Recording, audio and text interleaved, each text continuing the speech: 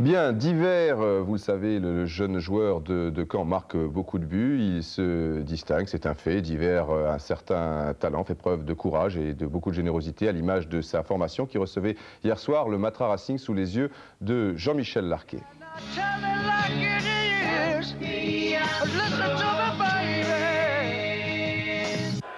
Premier exploit de ce match à mettre à l'actif de M. Pignol qui a réussi à expulser 2 joueurs, Bala pour Caen, Dogon pour le Matra, dans un match d'une correction exemplaire. Deuxième exploit, celui du Matra qui dès le début de la rencontre prend l'avantage, temporisation de Francescoli, balle pour Crimo qui du plat du pied élimine Bensoussan.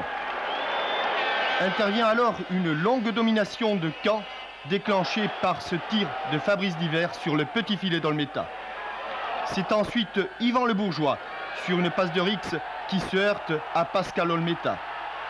Et c'est encore Rix qui trouve Diver. Hélas, pour l'attaquant canet, il manque son contrôle.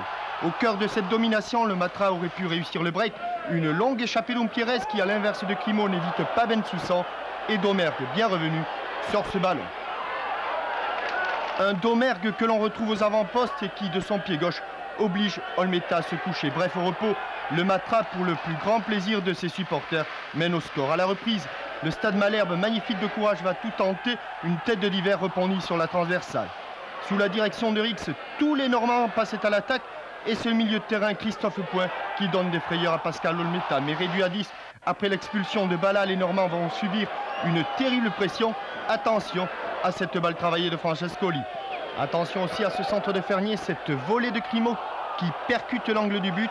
Il s'ensuit encore une situation favorable pour le Matra, mais Umpierrez qui tarde est contré par Bensoussan.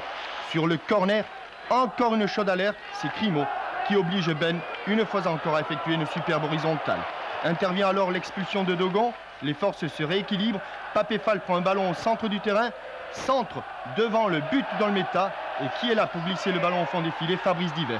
Encore lui, qui a déjà marqué 5 buts en 7 matchs et qui il y a 2 mois ne connaissait pas la première division. Je n'avais pas la chance de pouvoir exploser les autres années, et puis je crois que c'était surtout une confiance envers les joueurs, et je crois que c'est ce que j'avais pas les années passées, et je crois que cette année tout est bien et tout réussi, donc je crois que c'est le principal. Diver aurait même pu donner la victoire sur une nouvelle frappe, mais l'entraîneur Nouzaré se contentait d'un résultat qui confirme le redressement de son équipe. On a souvent plus de chances d'en prendre un deuxième que d'égaliser. Je crois qu'on l'a fait intelligemment, même si le public nous a poussé. Et faire match nul dans ces conditions-là, contre une super équipe, qui aurait pu aussi bien nous battre, comme on aurait pu la battre. Je crois que ça a été un match plein qui a fait plaisir au public et les deux équipes sont contentes. Oui, dans une belle ambiance, c'était vraiment un soir de fête hier au stade Malherbe-Canet.